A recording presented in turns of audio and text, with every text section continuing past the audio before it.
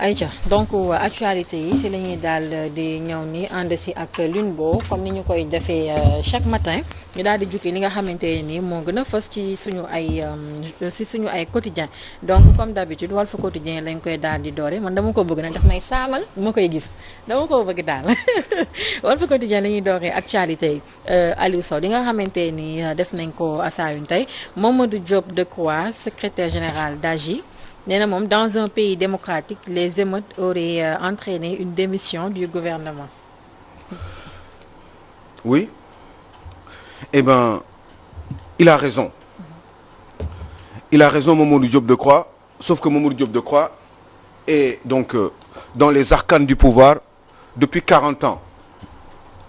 Ak ànd jëf aux côtés de Landing Savané. De PADS,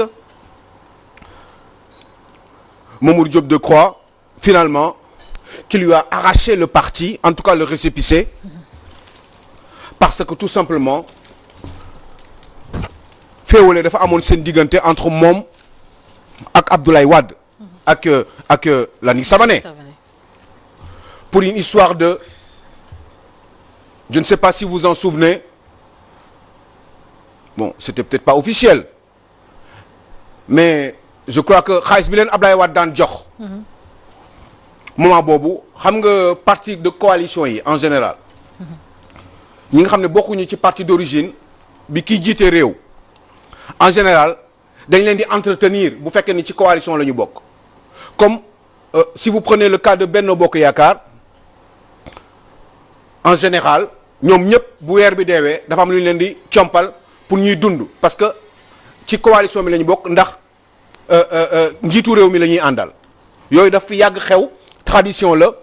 et ci kaw Abdoulaye Wade c'était pareil dafa am ñoo xam ne ay coalisé woon la ñu woon ils étaient à ses côtés même bu fekkoon nekkuñu ci parti bi ñooñu daf leen daan jox xaalis la defoon nag moment boobu xaalis bi secrétaire général parti bi moo ko daan denc Mamadou Diop Landing Savané finalement coow gi bari Abdoulaye Wade may doole Mamadou Diop Decroix oui Mamadou Diop Decroix rassemblé parti bi avec ses moyens jël Landing Savané teg ko de côté def meeting bu rëy au niveau du stade Marius Ndiaye je ne sais pas si vous en souvenez j'étais en France mais j'étais très très attentif dans ce qui se faisait mu def meeting bu mag feesal dell Marius Ndiaye dàq Landing Savané sans doute parce que boobaa boobu Abdoulaye Wade mere na Landing Savané te boobu xëy na Mamadou Diop Decroix moo doon tippoowam loolu moo tax mu jàppale ko ba mu récupérer parti bi ba tey Mamadou Diop Decroix moom mooy patron wu ànd jëf PADS authentique bu original bi parce que moom moo ko gagné parce que il avait réussi avec ses moyens que Abdoulaye Wade lui avait octroyés pour récupérer toutes les fédérations pratiquement à une ou deux exceptions régionales ou départementales dajale leen Marius Ndiaye récupérer parti bi conformément au statut de justement And Jëf PADS c'est comme ça qu'il a récupéré le parti et qu'il l'a contrôlé avec ses moyens yi nga xam ne Abdoulaye Wade moo ko doon octroyé ñu beddi Landing Savané téye ko mu téye parti ba Abdoulaye Wade jóge fi bi fi Abdoulaye Wade jógee nag voilà mais il continue à faire de la politique te nee na lii nii xanaa kon Abdoulaye Wade dafa waroon démissionner moment boobu. foofu la 23 juin on se rappelle de 23 juin 2011 ba 2012. boo gisee nga xam ne mi ngi daan xew. may def récapitulatif bi. damay bëgg des fois ngeen di xam kii di wax mooy kan. moo tax ma waxee nii pour que gars yi xam bu ñu xamee ba pare ngeen fàttali leen ni moom bi mu nekk ci Abdoulaye Wade 23 juin amoon na fi waaye terewul dëkk bi rééquilibré waat nañ ko. parce que démocratie moo fi nekk Abdoulaye Wade était encore au pouvoir te dafa waroon terminer son mandat jusqu'en 2012 dara amul coow jibul ba élection yi ñëw ñu génne fi Abdoulaye Wade tranquillement démocratiquement kon forcément moom bu waxee lii man dama koy fàttali rek juste ni moom période bi mu nekkee ak Abdoulaye Wade ba mu amoon ay émeutes du 23 juin qu'est-ce que vous auriez dû faire moment boobu yéen ak Abdoulaye Wade régime libéral am je crois que y a un paradoxe et une contradiction boo xam ne il faut ñu koy fàttali aussi gars yi pour ngeen xam ne ñun dofuñu te dañuy seetlu te Sénégalais yi dañu war a xam émeute bi d'accord bu fekkee ni pouvoir bi dafa naroon gouvernement dafa naroon démissionner xëy na moment boobu tamit bu 23 juin xanaa gouvernement Ablaye Wade dafa waroon démissionner moment boobu tamit kon y a de la contradiction dans ce que vous dites li ngeen di wax daaw ak daawu jéeg ngir yàlla war a suuli nay méngoo ak li ngeen di wax ren ak li ngeen mën a wax déwén ci kàttanu yàlla. d'accord Aïcha donc dañuy daal di loolu moom jarul saxaa leer na nañ li nga xamante moom nga fi expliquer début ba fi mu toll nii le mandat la ñuy dem laataa ñoo ñëw ci direct news parce que fii maa ngi gis la tête de Idrissa Seck mais laataa loolu am na lu gën a am solo fii ci le quotidien le mandat gestion des fonds force Covid-19 parfum de scandale ministre de la santé Aliou Sow yëngu na. ci ay direction yoo xamante ñu ngi ci ministère boobu bëri na ay njuuj njaaj yoo xamante ni ñoo fa am et puis njuuj njaaj yu doy waar. prétexte bi moom mooy réunion bi ànd gësam def. le 6 avril maanaam barki démb di demander ñu leeral xaalis bi nga xam ne moom la ñu dugaloon dans la gestion ci comment dire gestion wu pandémie Covid-19 bi léegi ñu ne. dañu bëgg a am lu leer xam nga comité bi doon lijjanti bi waroon def un rapport sur gestion wu Covid-19 bi dirigé par le général la xaw ma nu mu tudd le militaire là. ba léegi dama fàtte turam mais ba léegi commission boobu mi ngi xaar ay détails ci ay factures ci ay këyit pour mën a def son rapport parce que booy def rapport il faut nga am ci li nga sukkandiku mais ba léegi dafa mel ni ay tappale dafa am au sein du ministère donc de la santé pour jox leen këyit yooyu pour mbir mi mën a leer loolu problème comité bi la waaye ànd gësëm ak association yi nga xam ne ñoom ñooy fournisseur u ministère de la santé yàgg fa daan régler di liggéey ak ministère bi maanaam ci ay fourniture yi nga xam ne moom la ministère bi soxla association yooyu dañ leen beddi depuis bi Abdoulaye Diouf Sarr ñëwee ci ministère bi 2017 li ñu njëkk a def mooy seen DAGE Thiendella Fall j'allais dire Thiendella Babou bi mu ñëwee dañ ko dàq un monsieur extrêmement émérite reconnu pour son talent et son esprit d'éthique et de morale tout de suite dañ ko dàq teg fa Ousseynou Ngom mais à la limite sax pourquoi pas s'il peut être meilleur ci éthique ak s'il peut être meilleur ci wàllum xam-xam waaye Ousseynou Ngom moomu normalement d'âge il faut que nga nekk hiérarchie A waaye yàlla dafa def ni allez voir le décret de nomination yàlla dafa def ni hiérarchie B la nekk moom Ousseynou Ngom boobu sans doute parce que kooku la ministre bi gën a wóolu moo tax mu def ko d'âge nag mooy toppatoo affaire u marché yi mooy affaire générale direction affaire générale mooy toppatoo affaire u marché yi kooku ministre bi ki mu fay teg xëy na affaire générale mooy marché te maa ngi leen di wax waxu gestion xaalisu réew mi xaalisu Covid-19 Thiendella Babou dindi nañ ko fa teg fa un DAGE beneen DAGE boo xam ne catégorie B la nekk tudd Ousseynou Ngom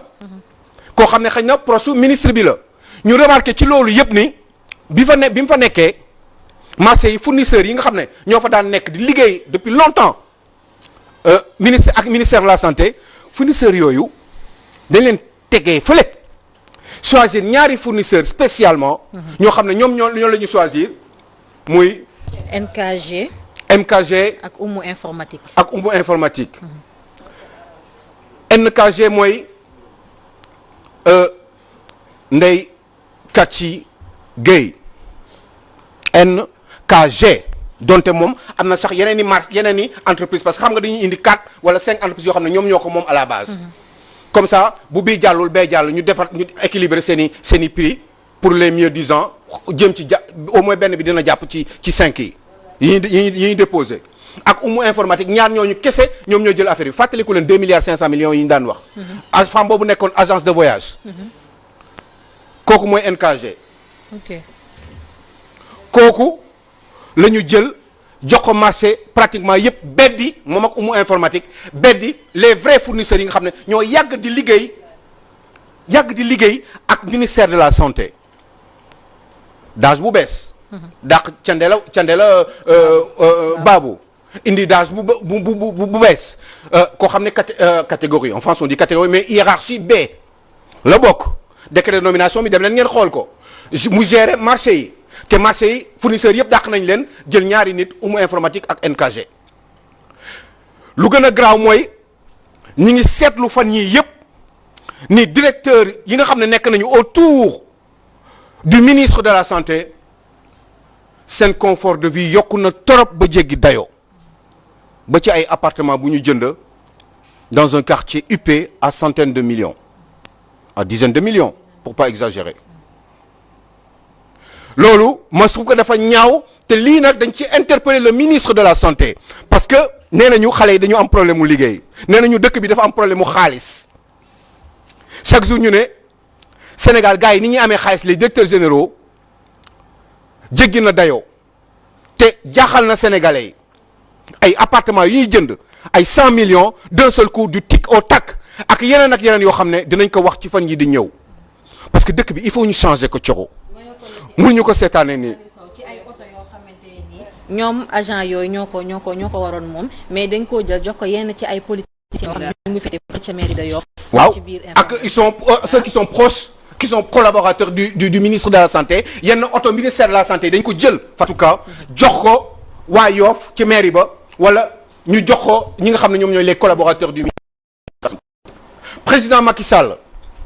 vous savez pourquoi je dis tout ça xam nga lu tax may def lii yëpp parce que je me dis que ni peut-être na loo xam ne yëguloo ko te da nga ko war a yëg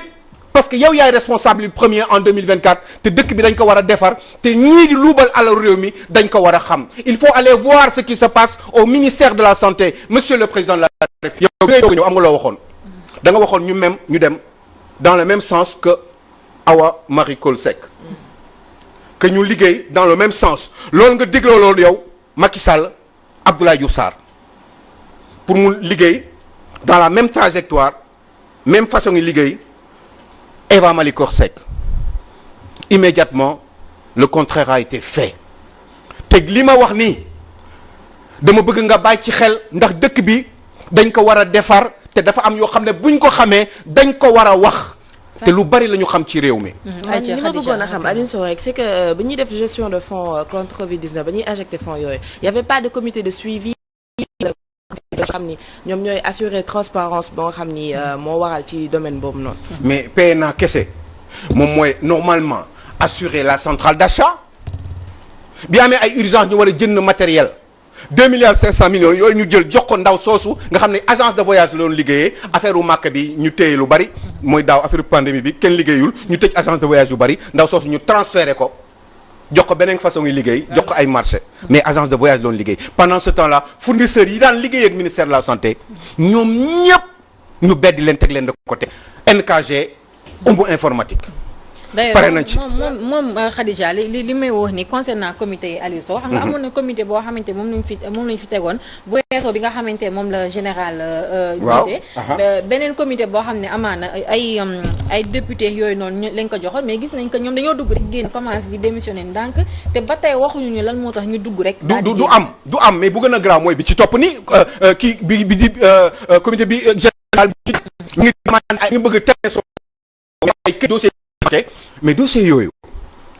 di ko manqué kay parce que il faut ñu indil ko ay preuve te gars yi duñu la jox preuve parce que fi ñuy donc fi ñuy jaar ñuy def ak këyit il faut ñu mën a jox ay këyit yu leer parce que ci comité boobu pour mu mën a définitivement seen rapport bi il faut ñu jël këyit yooyu am ci lu leer ci këyit yooyu rek la ñu mën a dépendre pour li ñuy wax mu leer mu tegu fu normal et pourtant ils ne le font pas parce que tout simplement sàcc bi moo bari ci réew mi. bàyyi mu wëyandi bu ko defee bu ñu jëlee pause ba ñëwaat rek ñu am yeneen ni ay révélation yoo xamante ni dinañ ko indi ñu waxtaanee ko ci yi nga xamante même bu dul ministère de la santé rek amaana yeneen ministère yoo xam ne yu mel nii mi ngi fay am te dina ñëw incha allah ñu teg ko fii càmbar ko jërëjëf Lune Bo. J'espère que j'ai bien travaillé. Tu as bien travaillé macha allah on te donne rendez-vous semaine prochaine incha allah yàlla na sant yàgg maman Henriette ñu ngi koy nuyu bu baax donc dañuy daal di ñëw dem di jëli suñu rubrique mars